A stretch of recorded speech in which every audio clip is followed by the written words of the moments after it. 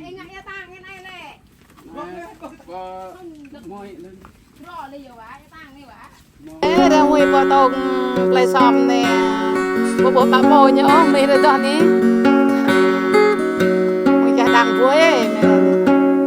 bằng có tỏ hàng chú ăn chú bị mệt lòng dòng tơi tập bằng á và chúng tôi mà ăn ô dạ vài mươi đôi chứ